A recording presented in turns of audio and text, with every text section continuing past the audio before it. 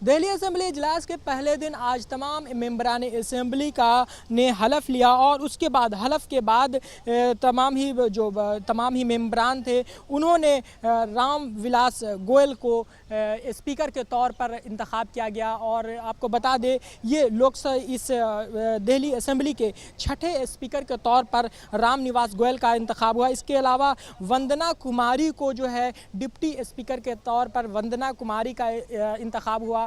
लेकिन इस दौरान जो बड़ी देखने वाली और दिलचस्प बात रही कि जैसे ही जो शुक्रिया अदा करते हैं तमाम लोगों का, जिस तरीके से खैर मकदम करते हैं और मुबारकबाद देते हैं, वैसे में जब मौका दिया गया विजेंद्र गुप्ता को जो कि बीजेपी के लेजिस्लेचर लीडर हैं, उन्हें जब मौका दिया गया और वो इस दौरान काफ़ी नाराज़ दिखे, चूँकि वो कहीं ना कहीं जब वो खड़े हुए स्पीकर को, जब राम निवास गोयल का इंतखाब स्पीकर के तौर पर हुआ तो जैसे ही वो स्पीकर को उन्हें मौका दिया था कि मुबारकबाद देने का, लेकिन उन्होंने कई मुद्दों को उठाना चाहा वहाँ पर। और जिस तरीके से सचिवालय में, सेक्रेटेरिएट में मीडिया पर पाबंदी लगाई गई है, इसको लेकर विजेंद्र गुप्ता काफ़ी नाराज़ थे और इसी बात को उठाने की उन्होंने कोशिश की असेंबली में, लेकिन इसके दौरान ही उन्हें मौका नहीं दिया गया और उन्हें बैठने को कहा गया। और जिस तरीके से विजेंद्र गुप्ता ने बाद में मीडिया से भी कहा कि उनकी नाराज़गी किन बातों को लेकर थी।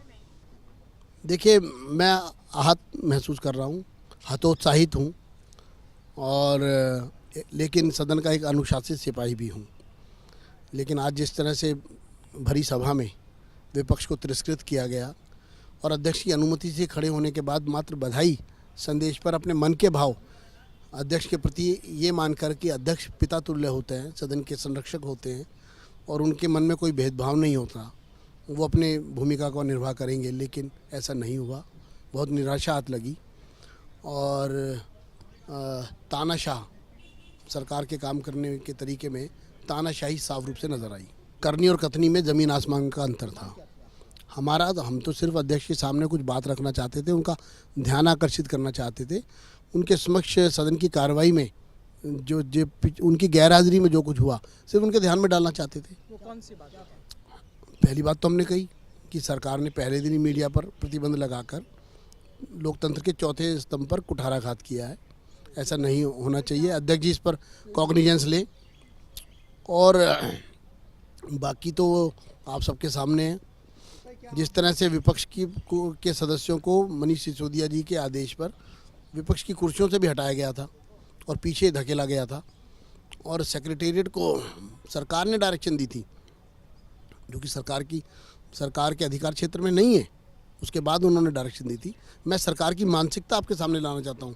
प्रश्न बैठने का नहीं है, सरकार की मानसिकता को कि किस अहंकार से सरकार काम कर रही है। असेंबली के डिप्टी स्पीकर वंदना कुमारी ने हालांकि इतनी बात ज़रूर कही है कि विपक्ष को मौका दिया जाएगा बात करने का, अवामी मुद्दों को उठाने का, लेकिन आज जिस तरीके से देखा गया असेंबली के इजलास के दौरान विपक्ष काफ़ी नाराज़ दिखाई दिया। और जिस तरीके से आपको बता दें विपक्ष को लेकर के, विपक्षी पार्टी को लेकर के और विपक्षी पार्टी का दर्जा को लेकर के, जिस तरीके से जो कानून के मुताबिक और आइन के मुताबिक बीजेपी के पास वो नंबर नहीं है कि वो विपक्ष का दर्जा हासिल कर ले, लेकिन इसको लेकर के कई तरह की बातें आई थी। आम आदमी पार्टी ने कहा था कि अगर जो विपक्ष का है उसकी अगर मांग करती है, और ख़ुद डिप्टी स्पीकर ने इस बात का इजहार किया कि अगर मांग की जाएगी आम आदमी बीजेपी की तरफ से विपक्ष के तौर पर तो उस पर वो ध्यान देंगी। लेकिन दूसरी जानिब जब विजेंद्र गुप्ता से बात की गई तो उन्होंने कहा कि वो विपक्ष की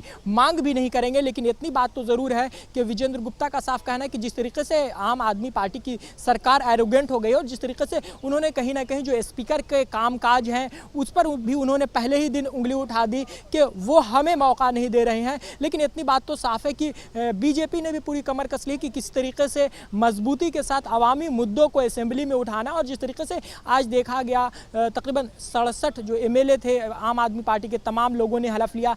बीजेपी के पास महज 3 नंबरात हैं। ऐसे में कहीं ना कहीं जो विपक्ष है वो बिल्कुल यहाँ पर पर विपक्ष की भूमिका में नहीं दिखेगा, चूँकि आम आदमी पार्टी जिन बिलों को भी लाएगी उसे मंजूर कराने की उसकी पूरी अहलियत और काबिलियत है। तो देखना दिलचस्प होगा कि इस पूरे सेशन के दौरान किस तरीके से सरकार जो है वो अपने बिलों को लाती है और किस तरीके से उसे मंजूर कराकर अमली जामा पहनाने में कामयाब होती है। कैमरा पर्सन सतीश के साथ अंजरुल्लाह, मुंसिफ टीवी, दिल्ली।